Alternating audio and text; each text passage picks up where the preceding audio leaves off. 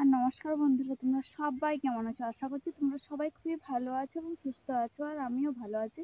আর এখন হয়ে গেছে বিকাল, আর আমার মেয়ে হচ্ছে এক্ষুনি এই যে ঘুম থেকে উঠে আর এই যে কোলে নিয়ে আর এদিকে এসছি। আর কি ক্যামেরা ধরতে চাইছে, মানে ফোন দেখলেই একেবারে ধরতেই চাইছে। আর এই যে কোলে নিয়ে আর বসে আছি।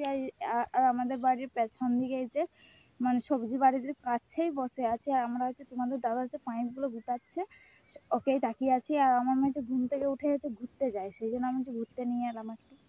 আর যে আমার মেয়ে হচ্ছে এত বদমাইশি করে সারাদিন, সারাদিনটা খালি একটু মানে 5 মিনিটের বেশি ঘুমাতেই চাই না। আর এই যে এখনই মাথা ব্যথা চিরুনি করে দিলাম, টিকলি টিকলি পরিয়ে দিলাম, টিকলিটা বেঁকা পরিয়েছি। আর টিকলি পরাতে দিতেই চাই না, অনেক কষ্ট করে টিকলি পরায়। আর টিকলি যখন পরাই তখন সে টিকলি যদি থাকে এই থুতু নিচ্ছে আর এই যে কপালে ঘুষছে। সেই জন্য তোমাদের দাদা বলে যে মানে টিকলি দিতে না, তাও আজকে এই যে দিয়েছি, না হলে আমি ভালো টিকলি দিই না, কারণ কোথাও গেলে টিকলি দিই, না হলে দিই না। আর এই যে বসে আছি চুপচাপ। এখন কি করে বসে আছে, না তো বসলেই বাবা এত চেল্লাতে থাকে আর কিছু বলার নেই। মারে পুচকেই, ও ও ও এই যে খালি নিজে নিজেই কি সব করবে, যেমন ঠিকই পারবে একেবারে হাঁটতে।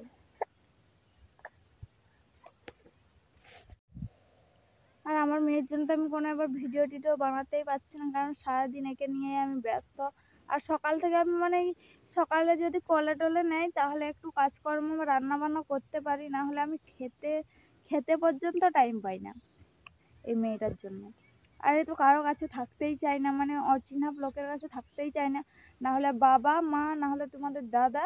আর আমার দেওরের তো মানে পায়ে একটু আঘাত লেগেছে, সেই জন্য মানে হাঁটাচলা করতে পারছে না, সে তো কোলে নিতে পারছে না, না তো ও তো বাড়িতেই থাকে না, হেচারিয়েই বেশি কাজকর্ম করে। তো সেই জন্য আঘাত লেগেছে পায়ে, সেই জন্য কটা দিন একটু বাড়িতে আছে, ওর কাছে একটু রেখে দিই। ও তো কোলে নিয়ে ঘুরতে পারে না, আর প্রচুর কান্নাকাটি সারাক্ষণ করতেই থাকে, আর কিছু বলার নেই। একে শুধু কোলে নিয়ে ঘুরতে হবে, যদি একটু শুয়ে মানে শুয়ে শুয়ে যদি খেলা করে, বসে আছে তো যদি একটুকু সরাও এখান থেকে তাহলে আবার কান্নাকাটি শুরু। খেলতে থাকলেও মানে তার সামনে যেন বসে থাকতে হবে, এই যেমন সারাক্ষণ লোক দেখতে পাই। আর আমাদের বিল্লিটা হচ্ছে অসুস্থ ছিল কটা দিন, আর এই যে এখন হচ্ছে এখানে শুয়ে আছে। বিল্লির এই গালগুলোতে পুরো ফড়া হয়ে গেছিলো, ওষুধ লাগিয়ে লাগিয়ে ঠিক হলো। আর এই যে টাইম কলে জল দেখতে পেয়েছে আমার মেয়ে কেমন হচ্ছে যাওয়ার জন্য।